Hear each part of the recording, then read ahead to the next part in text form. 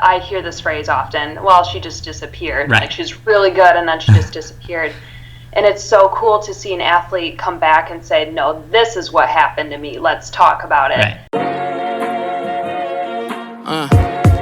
Yeah. I'm here to change the game up. I'm here to shuffle up the deck. You'll probably think I'm famous welcome to because I tonight's got episode of the Running Through It podcast. For those of you who are just joining me, my name is Justin Horniker, and tonight's episode is kind of getting back to the creation of the podcast. I started this as a way to talk through some of the mental health issues I was going through as a runner, as an athlete, as well as just talk about things that interest me, such as running and the sport of track and field.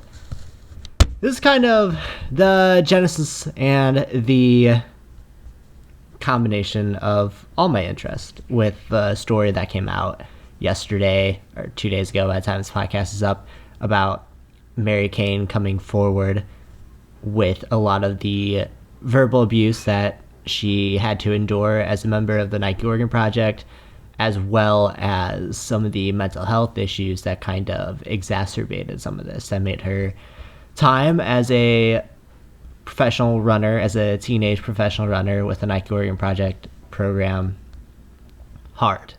And this is something that, if we separate the Nike Oregon Project and the Alberto Salazar story from the young runner suffering through her mental health and trying to get in the right mindset and trying to take care of yourself mentally, if we separate those two stories and realize that disordered eating and eating disorders and mental health is something that affects so many runners of her age, that late high school, early college, all collegiate athletes in general, and especially on the female side, this is an issue obviously that affects males as well, but the culture and the society of being a female athlete a lot of times leads to those numbers in females being higher than they are in males. And as far as the numbers go, there are plenty of reasons for that. That weight is a sensitive issue, especially among females and among female athletes. Obviously, as a male, it's sometimes hard for me to speak to that, even though I had a lot of the same experiences as what Mary is describing in college, of not having the outside pressure of a coach kind of forcing me into it, but I was convinced that if I got down to a certain racing weight, that I would be faster, that I'd be fitter, that I'd be able to be kind of a conference champion, that I'd be able to be a better runner and be able to make nationals. And I kind of did the opposite. And it was more of a factor of my anxiety of racing and training and just like the pressure that I put myself under to be the best. It was kind of a symptom of that versus solely an eating disorder. But as we talk about mental health, a lot of times it's all under the greater picture of your mental health. And a lot of times we have different symptoms that manifest themselves. So in Mary's case, obviously the stress of having a coach wanting to weigh you in front of your teammates, and I'll get more into the specifics after my interview with Rachael Steil of runninginsilence.org, but it was something that felt very familiar to me. And I probably talked about this when I talked with Rachael in the podcast earlier this year. I talked about this in my Madison Halloran story review, the What Made Maddie Run book by Kate Fagan. That is a fantastic piece that if you're struggling to understand what someone would think about in a situation like this, that it's really an eye-opening story. But when I watched the video of Mary explaining everything that went on, everything that she's been going through since the end of Nike Oregon Project and since leaving Nike Oregon Project, it brought back a lot of the same feelings that I experienced when I read What Made Maddie Run. That like feeling of similarity, that I knew exactly what this feeling was, and it kind of hurt, honestly, to watch it and to read it. So I wanted to bring Rachael in. I wanted to talk about because Mary isn't the only one that goes through this. Mental health, like I said earlier, affects all of us in one way or the other, either through personally or through knowing someone. And in collegiate sports and high-level sports, there is a far too high percentage of athletes that either suffer through disordered eating or some sort of mental illness that just don't have the resources, or don't feel the need, don't feel like they can use their voice, don't feel like they have the resources, or just plain don't have the resources to be able to seek help. And likely Mary was able to come out the other side of this, but all too frequently there are stories of runners, of athletes who don't. So without talking too much, I want to take you to the interview with Rachael Steil, and I'll see you on the other side. People that I met, they say they really were from Czech. My sales pitch deadly, so you better consult. If I'm a rep, then I figure out. Hi everybody, welcome back to the Running Through It podcast. I have with me today Rachael Steil, because I want to bring her in to talk about all of the news surrounding the Mary Cain story that dropped yesterday. It's something that we talked about on the podcast before, as we both have dealt with mental health issues in the past, especially when it comes to like disordered eating and the added pressures that come along with it, I guess would be a good word for it. What was your first feeling upon like watching the video and reading the story, Rachael? Yeah, unfortunately, because of how many times I've seen this come up and all the personal stories I get from people who email me, unfortunately, I wasn't surprised. Yeah. And not just because it was Mary Cain, but I suspected it happens a lot. I didn't realize the extent to which it was allegedly that abusive. And I cried. Like, watching that, it was a really powerful video. I feel like she said it with such strength. Like, I think she's probably still recovering a bit and overcoming it all. Like, it has to be a lot on her shoulders. But it was really powerful to see. I mean, she's 23, right? Yeah. She just spoke with such power, having gone through all that. It just seemed like the right time for her to speak out about it. So, yeah, overall impression is I'm kind of not surprised. I'm really sad, and I also feel empowered because I think it's creating a lot of change in the community. I feel like people are finally seeing something, because some of us have been working so hard to get this message out there, and it doesn't feel like it always comes across. Like, I don't know, sometimes I feel like I'm beating my head against the wall, trying to convince people like we need to have this conversation with everyone, not just coaches who suspect they have an athlete with an eating disorder. Like, this should be a conversation every season, whether it's with just athletic staff as a whole or with coaches. You know, there's a lot of work to be done. Yeah, and I think if anything, it just brings to light, I don't know, everyone seems to have a story about it, whether they like know somebody on their team or are just familiar with cases of it happening. Like, we kind of talked about this last time we were on, but like being involved in the collegiate ranks, like everyone knows at least one person who like probably took time off because they were dealing with mental health surrounding like disordered eating and something along those lines, if it isn't just like mental health in general. And if like this is what it takes to start that grander conversation, as like upsetting of a piece it was, then good. Yes. Yeah, and it's been interesting watching this conversation unfold over the years. I know I was watching Twitter a lot today and yesterday. And for better and for worse. Yeah, it's been blowing up. But it was really interesting to see runners from the past who had spoken out about this, and there wasn't as much hype around it. Maybe, I don't know, I wasn't, I guess, aware at the time when they came out about it. So different runners have popped up here and there speaking out about it, but even when I was searching for what I was struggling with in 2010, I barely saw anything on the internet. I think there was one article by, Paula Quattromoni put it out about a male runner who had struggled. He was like a middle distance runner. And so I was like, people are kind of talking about it, but I think I just didn't feel like a lot of people went through it, and there was just something really weird about me, so I was scared to speak up, but there just wasn't much. And now when you Google it, all these professional runners have talked about it, all of these just NCAA Division 1 or 3. It's really sad again, but empowering to see how much we're actually talking about it now, but also realizing there's still so far to go. Yeah, I think it's like paving the way. It's kind of the perfect storm of Mary Cain is someone who a lot of people are going to pay attention to, given her being a really good high school runner, a really good like phenom runner, I guess would be a good word for it, and then her kind of like not being around for a couple of years, as well as like everyone that's come before her that now it's out there and we can talk about it a little bit more without like having to bang the drum loudly. Yes. Well, and you mentioned like she had seemed to disappear for a few years, and that's a topic I often talk about as well in my presentations, because a lot of people say, I hear this phrase often, well, she just disappeared. Right. Like she's really good and then she just disappeared. And it's so cool to see an athlete come back and say, no, this is what happened to me. Let's talk about it. Right.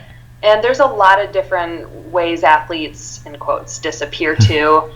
For me personally, I mean, I was running into injuries because of the eating disorder and binge eating, so I was gaining a lot of weight, which isn't necessarily a bad thing, but I looked different and I wasn't performing where I'd performed before, and it was shameful at the time for me. Like, I just felt very ashamed. So there's a lot of different ways in which it can end up. Yeah. And I just hope more of those stories are being told instead of just the default, she just disappeared, or he. Yeah, and that was like the whole reason I started this podcast, to kind of like talk through some of those issues. Like, I think for me it wasn't as much as I had like an eating disorder and that was all I had. Like, it was just in the grand like pie of mental health issues I was having.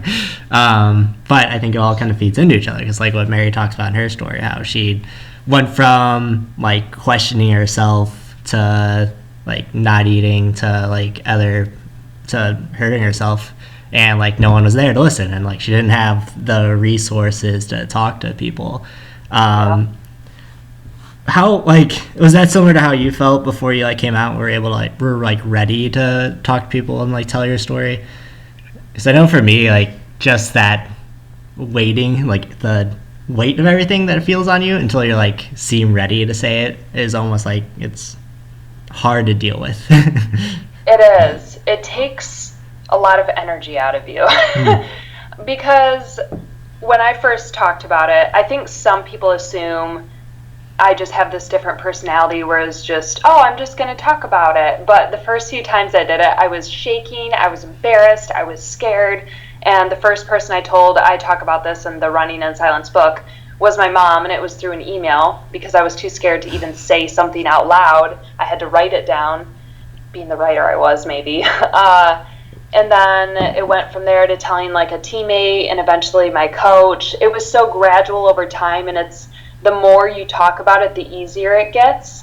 And it makes me wonder too, like, did Mary talk to more people before she came out with this interview? I mean, I was just so amazed how knowledgeable she was in her own story and her experience.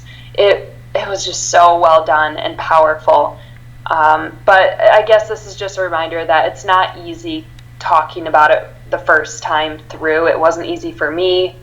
I'm no braver than anyone else. Like, I was terrified and embarrassed, and it gets easier over time. I'm so far removed too from when I first talked about it that it's just part of something that happened, and I overcame it, and I'm on a much better at a much better point, and I see how common it is, to the point where I'm just, it's so common that it's nothing to be ashamed about. Yeah, I think like the big thing for me is it seemed like she just didn't have the resources that you'd maybe expect a professional track field program to have. Yeah. And like something I try to advocate when I'm talking to like colleges and things, just try to advocate for is that you have a mental health professional like on your staff to deal with athletes, because just of like how high stress everything is and just how involved they are in general, where a lot of times they're not necessarily like top of mind is my mental health and like how I need to talk about it. But like on a D1 level or D3 level where the resources aren't like as big. Like I went to a pretty small school. Like we had a counselor, but it wasn't necessarily that she had a lot of time for everyone because we had a big athletic department and one counselor. So yeah. No, go Yeah. ahead. It's something I learned through my speaking engagements, actually, because I went to a college in Vermont, and I was talking about, I went to therapy and I had a dietitian, and I didn't realize like how difficult it is for some people to get that. I was very fortunate and blessed, and wow, looking back on that, I'm very thankful I even had those resources available to me, because like when I went to this school, they said, yeah, but the problem is trying to get those resources available to us. And that really opened my eyes. It just went to go show my ignorance a little bit, but you learn as you go. And I think Paula Quattromoni, I keep referring to her. She's one of the leading eating disorders and sports specialists. We've done quite a few Q&As on the Running in Silence website. She just answers a bunch of questions for athletes and coaches. She's amazing. I highly recommend looking into her. But she was talking about, I think she had found that 7% of NCAA schools had an on-staff sports dietitian. Wow. And I think it was only available at Division I schools. So we definitely, we have the professionals out there, but we're not hiring them or getting that kind of staff or resources. And I'm sure it's much more complicated than just hiring them, but we do need them. And I think this story is bringing that to light, how needed. A coach won't know everything. Yeah. One thing I've learned through my own coaching trainings as a cross-country coach, there's like this first-year level training, and I remember one person saying, you're a psychologist, you're a coach, you're a doctor, you're a athletic trainer. I'm like, no, we're not.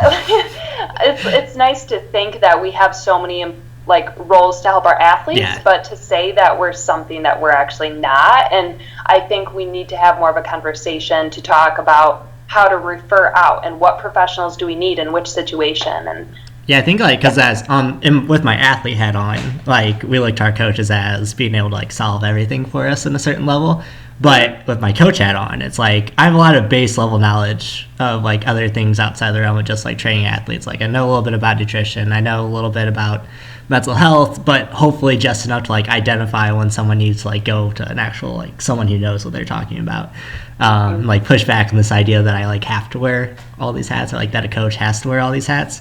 And I think part of the issue is when like an athlete, and especially a young athlete, like Mary was 16 when Salazar started coaching her, like you put all that faith in a coach and you kind of like have this intimate relationship with someone who's like that involved in your life, and then you also like trust them with your nutrition advice and like your medical advice and like not caring for how you are mental health wise.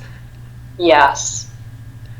And it's a real problem because I think like it seemed like even in that story she talks about how she like tried to come forward and talk about these things that she was dealing with, and there just like wasn't an appetite for it like at all.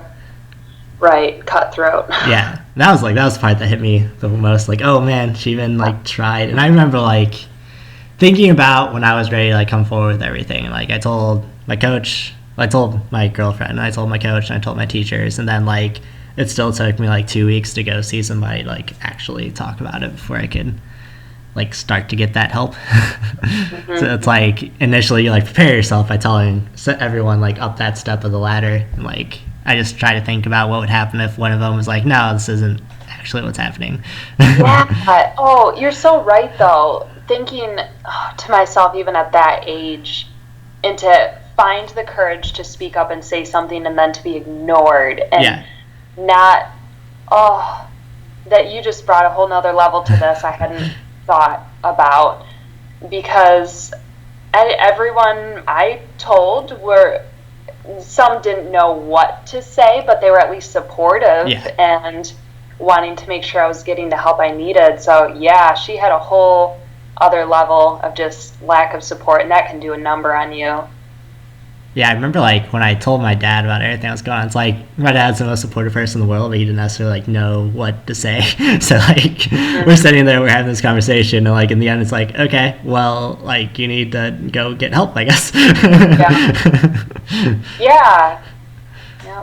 I think back to like I always bring up Kate Fagan's book that she wrote about Madison Halloran, and like that kind of rings true to me a lot, because that was kind of like her whole crux of it, was that like she didn't know how to talk to people, and the people that she did tell like didn't necessarily follow up the way that they should have, and like how that one misstep can like make a huge change in your life.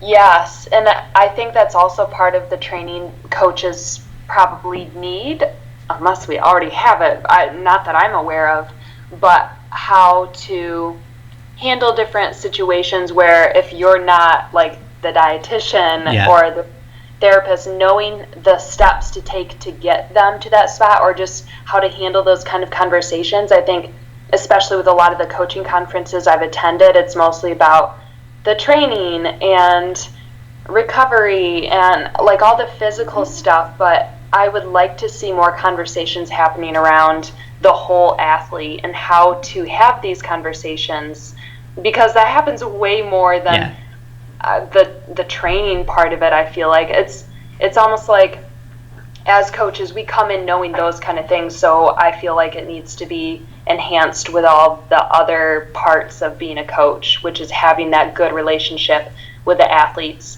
to make the best athletes possible, like the athletes performing at their best, and that entails having a good mental health too, because I saw a lot of tweets and everything too with some pushback on some of these people saying, well, didn't she know what she was getting into? It's like a cutthroat program and you got to just grind. And it's like, well, yeah, it's a really intense program, but if they want long-term runners, wouldn't you focus on the whole health of the athlete to make sure she is performing? It just... And it's not like it's a program of 40 people, or like even, it's not like a big D1 program where it's like it's kind of hard to keep track of all that people. There's like 14 people in the program.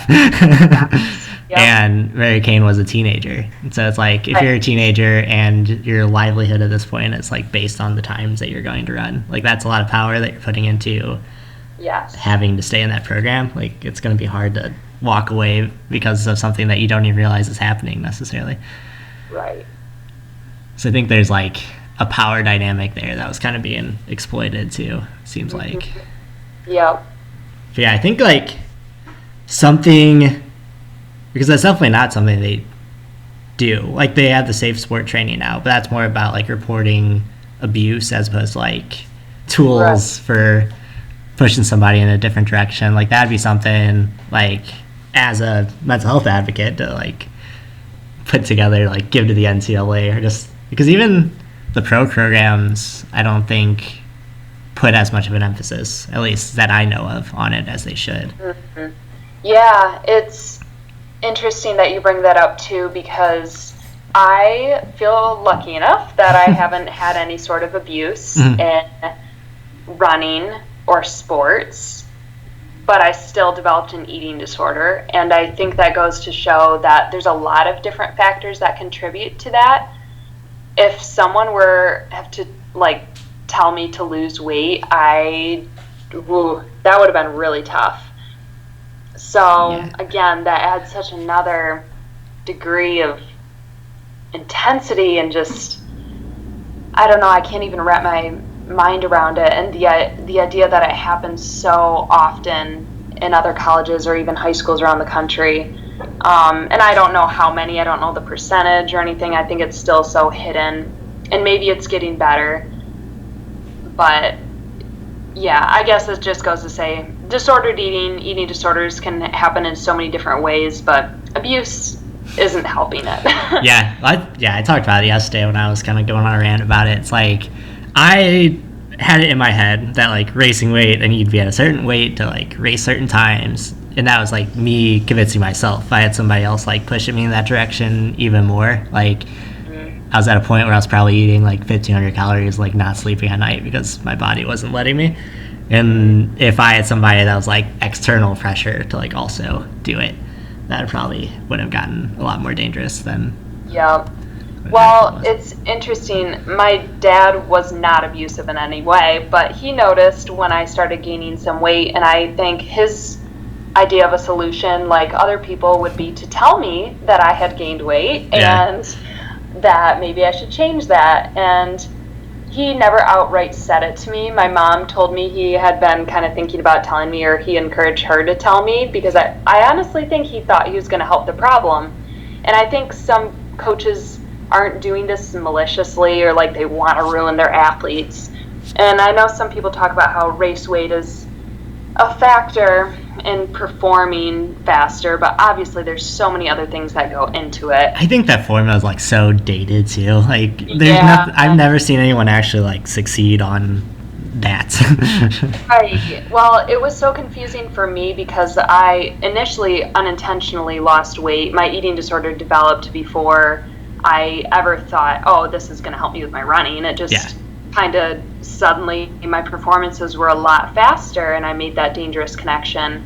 But again, it wasn't long term. I couldn't sustain it. I was completely alone. I was developing injuries after it. So I don't ever say like losing weight won't make you faster. I think it always depends on the athlete. But the thing to keep in mind is that it's usually not sustainable, and usually people aren't doing it in a healthy way. And I don't know if there's even a healthy way of losing weight unless your body just naturally does it. That's something to talk about with a dietitian, sports dietitian.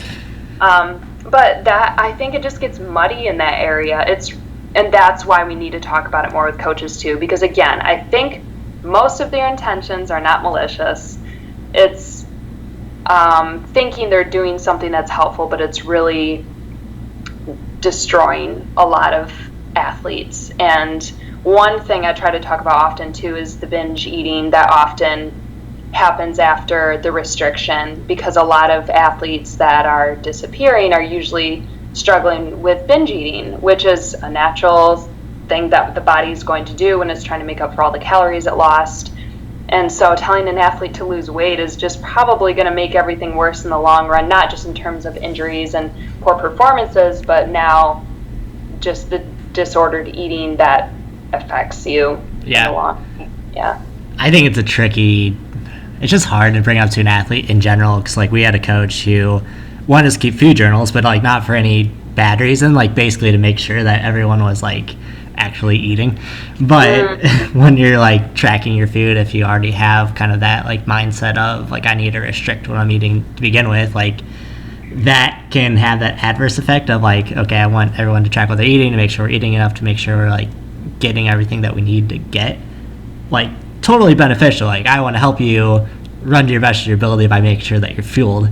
But then if you are in that mindset already, like I had a couple of teammates who were like really on that line, and it definitely was not as healthy as it should have been. Yeah, see, I think that's something to leave up to a sports dietitian, and that's why we want more dietitians on staff to be able to work with athletes individually and actually look at a log like that and understand what's happening, because I think coaches just don't have that knowledge. And even when I was struggling with an eating disorder, I was still eating, and everyone saw that I was eating. It looked normal. It looked like I was just a really, I guess, healthy athlete. It's more about the mindset. And I mean, there's obviously behaviors you can notice with people's eating habits and everything, but the dietitian is always going to be the way to go with that. Did you so like part of Mary Cain's story is that like she talked about how she was encouraged to take like diuretics to essentially like just try to like lose weight quicker. Was that ever something that like went through your mind when you were going through it? I bought some diet pills online. I don't even remember what they were or anything. I wouldn't say what they were if I knew, but it was just like I definitely didn't take anything else besides that, and it was only for a period of time, and it wasn't really doing anything anyway. It was just a bunch of like caffeine almost. I was just constantly jittery, and it was not worth it. It didn't do anything. Those things aren't going to do anything. So I don't advise doing that. And to have a coach recommend something like that is just bizarre to me, especially a coach at that level. That's like some of the stuff that's come out in the story is like from everything I've read about the Night Gorgon Project and like everything with the USADA report and just like all these doping allegations, that like they were like top science and like always trying to get to the bottom of everything. But there's a lot of stuff that came out with this story that you're like, oh, even I know that that's not right. Like, it's not going to do what you think it's going to do. Right. Yeah, it just doesn't make sense to me. Makes no sense. So like switching gears a little bit, seeing that from your aspect of being like an advocate for this sort of thing almost, like what would you say to someone, say in Mary Cain's footsteps, with someone who was going through it, so say like back in 2015 when she was like dealing with these issues, what would be kind of your advice to someone like that who maybe like either doesn't recognize or doesn't know how to come forward? Like, what would you kind of say to someone to maybe push them in the right direction of, if you can, if that's even, so that's something I've always thought about. It's like, can you even say anything to that person that would help? Yeah. Are you talking about if someone's in an abusive situation in terms of trying to lose weight? Yeah. Okay. Oh, that's tricky. Just because I personally haven't gone through that exact type of situation, because those are so complex. Obviously, I would say if you suspect that there's some abuse at all, even just the tiniest bit, say something to someone you trust. And if you notice it happening, tell someone else you trust. The whole thing with the running in silence thing is how powerful it is to use your voice and say something, and the ripple effect it can have. Obviously, we've seen that with Mary Cain. That's my best advice. Maybe there's additional advice out there in terms of that situation, but definitely finding the courage to say something even if you're afraid. That's always been my go-to through my recovery, and one motto I continuously live by is do one thing each day that scares you, because that's the only way you're going to get things done, especially if you're struggling with something. Just facing fears, it's not easy, and I don't ever pretend it to be, but yeah. Cool. Yeah, it's just like so hard. It like instantly took me back when I watched the video yesterday. I was like, oh man, this is tough. And like, I don't know, it's cool seeing everyone coming forward, and I really would want to know the numbers. Like, that's one thing I want to kind of like somebody to in the NCAA system to like try to do that research, because Phoebe Wright came out and said like 20% is what she's found, and that seems low almost to me in my experience of dealing with athletes. Like, everyone kind of has that story and like all the pressure and everything. And as a coach, it kind of scares me that like I don't know if I would necessarily be able to like do enough to like help someone in that situation. Yeah. What would you, so like advice for that? So if someone, sorry, I'm like throwing a lot at it. Okay. No, it's tricky. If you're coaching an athlete who you think might be using like a disordered eating habit, like how would you kind of approach that topic? I've been taught, because I had to look for this advice, just because I went through it. I didn't know exactly the steps to take as a coach. I had to learn it. I've been told, Paula Quattromoni talks about this a lot, and we've had quite a few Q&As, and I'm still working to get it down perfectly because she has so much, just an abundance of information to do this well. But talking about the behaviors you see, that was one thing I knew from my own experience. Don't mention weight. Like, you don't have to tell someone, oh, it looks like you dropped a bunch of weight. Because when someone told me that in high school, I was all giddy and excited, like, oh, they're acknowledging I'm working hard. So observing behaviors. So, for instance, when I was in high school struggling, I was pulling away from my friends. I wasn't really talking. I literally had no energy to talk. I was really sad. The behavior changes, looking back, I feel like were kind of obvious. Maybe not in terms of someone identifying that it was an eating disorder, but calling out those behaviors, saying what you're noticing. Some coaches could say like, oh, I noticed you're not going to pasta dinners, or you seem really withdrawn, or I know you started, maybe they started like a a raw food diet like I did in high school or college. So noticing behaviors, asking the athlete how they're doing, and referring them to the athletic trainer who can refer out from there. So they have connections to like dietitians in the area or an eating disorder therapist if they feel that's what this person needs. Or maybe it's not even an eating disorder. Maybe they need to see a different type of therapist. But opening up this conversation with the athletic trainer and having them there to help handle it, and they can monitor the medical, physical effects of whatever's going on, and just keeping that conversation open. And I know one thing Paula has always said is that studies prove approaching someone and talking about it and opening up that conversation, even if they don't acknowledge what's going on and they just kind of dismiss it, they're much more likely down the road to get help sooner. So even if you feel like it didn't really make an impact or do much, it definitely did. It planted a seed, and they're much more likely to speak up later. Yeah, using your voice. Yes, exactly. Like, I try to think back to what it was like, because, like, even my girlfriend says it was, like, hard to tell necessarily that I was, like, going through something, but, like, clearly I was. Like, I didn't feel right in any way, and, like, it took me basically, like, not going to classes for someone to, like, actually say something to me about, like, what's going on. And, like, it always, like, would I be able to notice that in somebody else is always, like, what crosses my mind. Like, makes it hard to think about. Right. Okay, so is there anything new going on with Running in Silence? Do you want to? Yeah, we've had 2 board meetings for the Running in Silence nonprofit. Okay. Greg Meyer is on the board. Paige Bolt, who is actually the assistant coach where I went to college, is on the board as well. Just really good voices, offer different perspectives for what we can do going forward in terms of speaking to coaches and athletes around the country. So that's been going well. I've just been learning the ins and outs of working a nonprofit and getting the website out there. We're accepting donations to help fund the speaking engagements. And I also have the Running in Silence book, 2nd edition, coming out, I'm hoping, within the next month.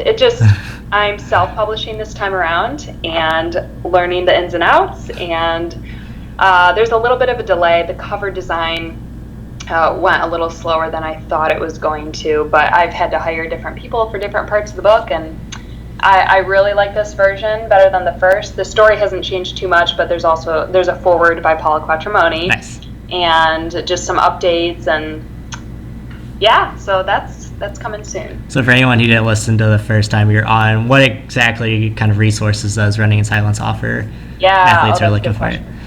So there's a whole resources page on the runninginsilence.org website, and it's specific to athletes with eating disorders, but of course, I mean, you can go to the National Eating Disorders Association website. They have a whole page on eating disorders and athletes and what coaches can do also. So we have resources on the website, runninginsilence.org/resources. And the talks I do around the country to coaches and athletes is usually about my own story, the misconceptions that keep eating disorders hidden, what we can do about it, how we can use our voices, the steps coaches can take, just, I guess, getting that general education and awareness out there. Cool. All right, Rachel, I appreciate you coming on and talking through this with me. Yeah, I just need to, like, say words. Yes. And you seem like the first person to talk to about it.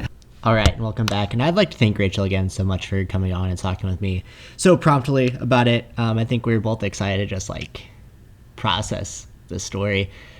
I'm not going to have a sponsor on today's episode. What I want to do is to plug Rachel's website, or Rachel's nonprofit that she heads up, runninginsilence.org. There's a lot of great resources if you or someone you know that you suspect of having an eating disorder, having an unhealthy view of their weight, as well as just resources of who to talk to. There's a lot of great things on there for both people who think that they might need help, as well as friends and family who would like to know where to go from here. And that being said, I'm also going to put some other resource down in the show notes for recommendations on other resources they can go to if you're just looking for counseling or looking for help that you don't have. I'm also going to insert the safe sport guidelines down there as well for if you're in an abusive situation or if you have a coach you don't feel like has the athlete's best interests in mind. USATF is now required to make that information available, and they're required to follow up on any tips that they get from that hotline. Using that as a segue to get into the, I guess, larger part of the story, larger in the sense of the track and field world, not larger in the sense of life. Like, I definitely feel like the mental health aspect of this story is the thing I want to focus on. It's because something that's near and dear to my heart, something that a professional athlete shouldn't have to deal with on this level. A professional athlete should be able to have the resources. It sounds like, I kind of talked about it in the interview with Rachel, but it sounds like the more stuff comes out about Nike Oregon Project, the more it was that it's, you know, how Enron, they called them the smartest people in the room and they ended up just getting themselves into trouble that way. That's what I feel like with Nike Oregon Project, is that they thought of themselves as the smartest people in the room. They think everything that they're doing is justified and righteous, when in reality, they're taking so many shortcuts. They're clouded by their want to win medals and to win on the world stage, that they don't take into effect people's mental health and people's well-being. And sports nutrition seems like something that's out there. Like, the racing weight guidelines are so out of touch for 2019 that it's amazing that they are still live and die by the sword on that one. There are so many runners of various body types in general that I think that should be put to death, the whole racing weight guidelines. And that's part of what kind of led me down the road of disordered eating, is just thinking that I had to be 138 pounds to race my fastest, when I'm fit, I'm walking around at like 155, 160. So if that tells you like how much you have to kill yourself if you're not that body type that is thinner. If you think of like, I don't know, there's certain body types of runners who are just tall, and not tall, but they seem tall because they're so skinny. But has nothing to do with like eating a lot of times. A lot of times that's just genetics and how you carry your weight and everything. And if we try to put ourselves into this square peg, you know, square body, round peg, right? That's a good analogy. It's just not going to work, and it's going to lead to everything from body image issues to greater mental health concerns. And that's what we saw in everything that Mary Cain came out with. And it just sounds like that Salazar, who Mary looked to as a parental figure, someone who started coaching her at 16 as a teenager, that moved to the opposite coast to train under as a teenager still, and just didn't have the support system necessary. It sounds like, you know, without her parents there, was maybe tough for her to find people to talk to. And also, like, as a teenager training in a professional program, the age difference there is big enough to where it's going to be hard for you to open up to anybody unless you just have that awesome relationship. And it just didn't seem like she had that.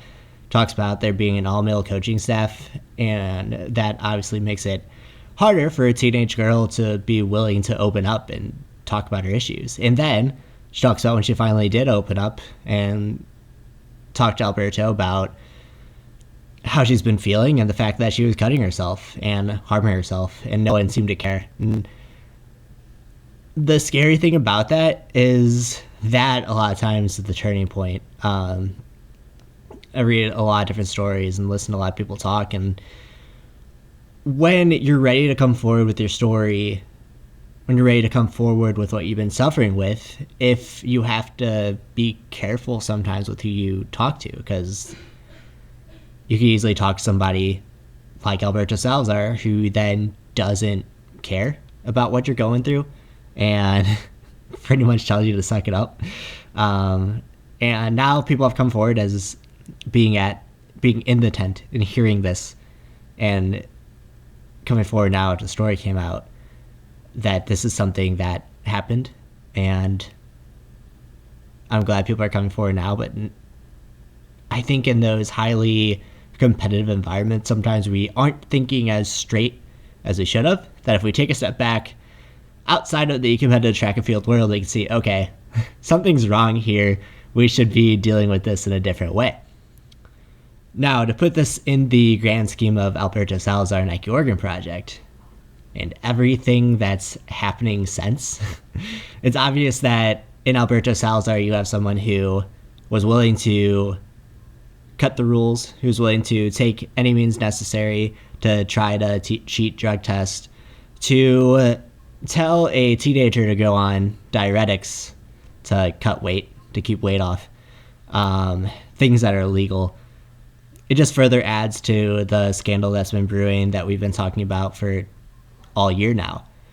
And then to go into the larger Nike outline of everything, Nike's response came out that they basically victim blamed Mary for the first half of it and then said, oh, we're going to be looking into it, when John Capriati and Alberto Salazar are thick as thieves. So it's like a fox guarding the henhouse at a certain point to have Nike, who has already said they're going to stand by Alberto Salazar as far as the USADA investigation goes. Why would this be any different? Because there's public outlash. When does that change their mind? Ever.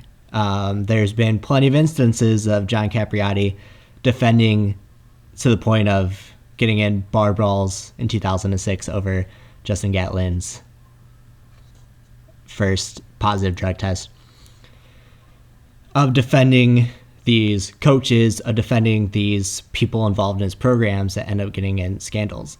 And until we change the people at the top, this stuff is going to keep happening. Nike has had scandals all across their athletic spectrum, and there are a few people that are constants, one of those being John Capriati. And until you remove him from his position, things like this, the mentality that's there behind the brand isn't going to change. Because I know I come off as someone who's anti-Nike, but I think you have to respect the things that they've done for the sport. It's time for people to step aside because they cannot stop getting in their own way. Obviously, their viewpoints are disturbing. And they're going to stop track and field from advancing to the point where it needs to advance to.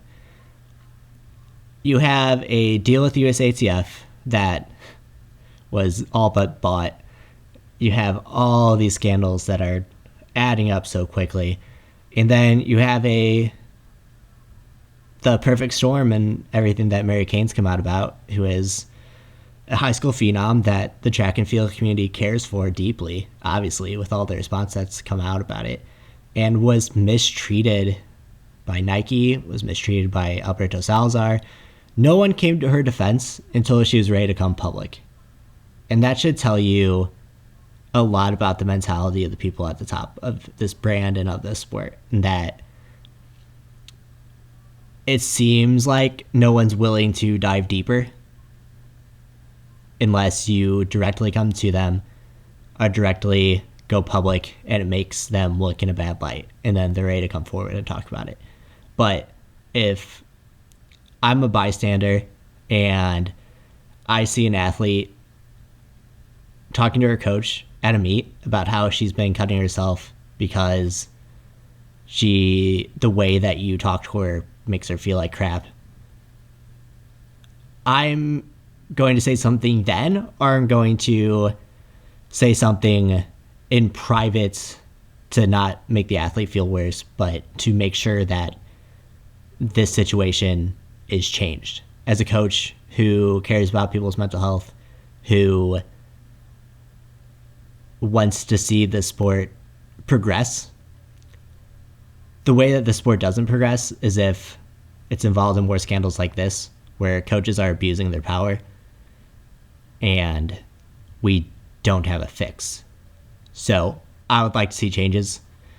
in how we report these things, in people at the top of the sport stepping away and putting new people in charge. We need fresh ideas.